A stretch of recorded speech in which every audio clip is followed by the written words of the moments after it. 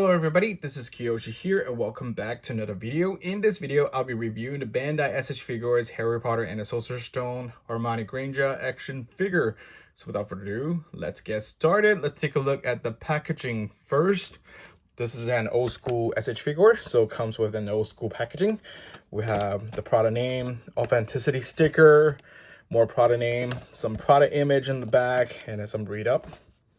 All right, and now let's move that to the side and let's focus on the figure. Once again, this is an old school figure, so not much to expect in terms of articulations and fanciness. However, being an old school figure, it's a really well-made figure, a really good representation of Hermione Granger from the first Harry Potter movie.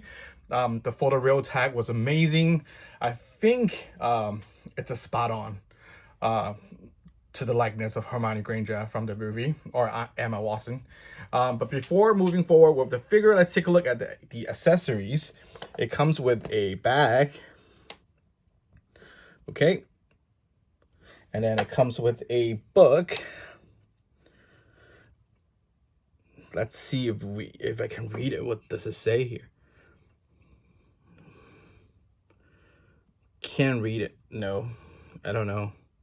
Maybe it's like Hogwarts history or something like that. Interesting book though. A magical history. Yep. Oh no, hey.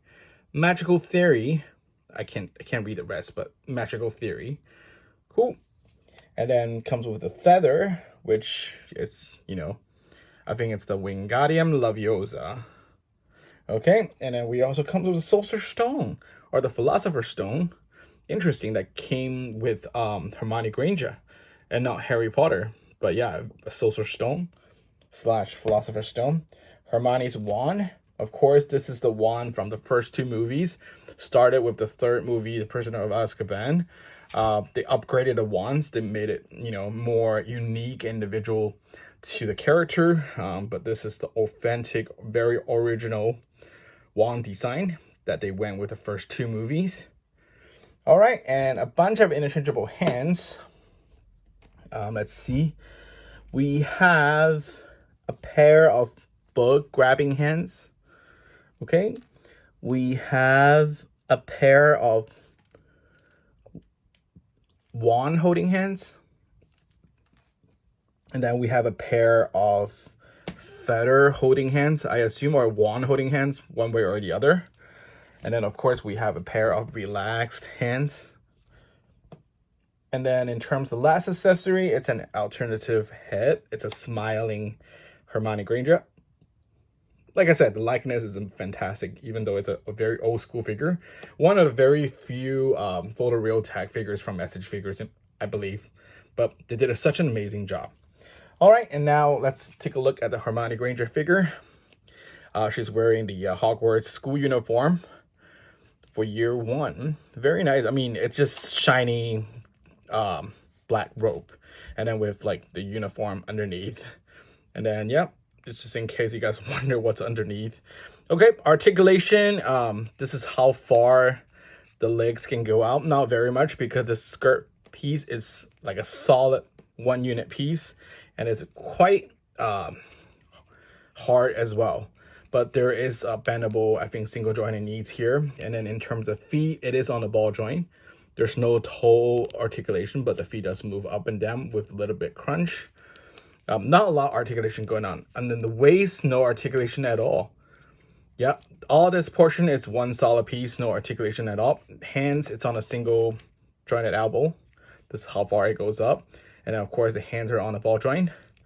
This is how far it can reach out. This is how far it can go up. Like I said, no ab crunch at all, so the figure doesn't really move forward. And then doesn't really move backwards neither. Head, it's on a ball joint, so it can do all these tilting, rotating.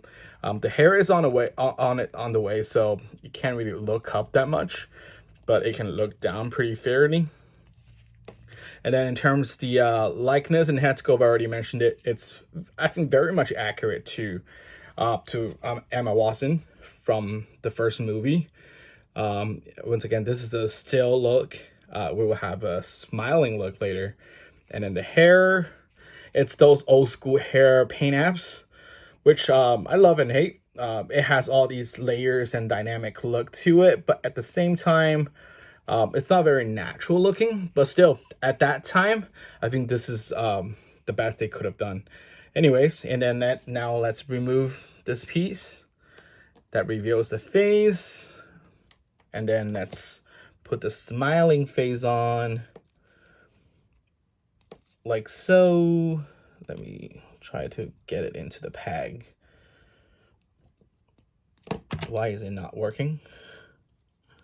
Okay, now I get it on, and then plug this hair back in, and then plug the neck back in. Voila, smiling Hermione. Very, very cute and adorable. I think I like this particular face just a little bit more. I think it adds more personality to the character. At the same time, I think very adorable, very, you know, young Emma Watson looking. Very cool. Yeah, what sold me this figure, definitely for the likeness. It's very alike the character. And also, up till now, Harry Potter has been released for how many years? We haven't really seen any other decent Harry Potter related action figures. I mean, we've seen some figures from Diamond Select Toys. I think there are some figures here and there from other brands. A lot of the cute looking figures, you know, from like say Pop Mart and all that, Funko, etc. But as an actual action figure, like collector worthy action figure, we haven't really seen a decent figure, to be honest. Maybe my Fallen Toys have done a few for the third movie, The Prisoner of Azkaban, but still, I believe up till today, S.H.Figuarts made the best Harry Potter action figures yet. However, there isn't a lot to choose from. They only made the ones from the first movie, Philosopher's Stone or Sorcerer's Stone, and that's it. They made a trio, and then also they made a Professor Snape figure. But it's a bummer. I wish they could have continued. I think it must have to do with the licensing and stuff like that. But still, it's a very cool figure to own, and one of the very few that is there available in the market to own as for Harry Potter related action figures. I do recommend it. It is more pricey. I think when it was first released, it's around $60, $6 to $65. Now these figures are going anywhere as expensive as like $100, just because it's an aged figure. It become more rare because they're no longer widely available at retail stores. I think I got mine originally from Barnes and Nobles, if I remember correctly. But yeah, don't quote me on it. Once again, here is my review of the Hermione Granger figure from the Bandai S.H.Figuarts Harry Potter and the Sorcerer's Stone series. It's a wonderful figure. Love it. And I highly recommend it. If you guys can find it affordable enough for you, I think you should own it. One of a kind, and it doesn't seem like there's going to be another one being produced in the near future. So yep, thank you guys so much for watching, and I'll talk to you guys in the next video. Bye bye.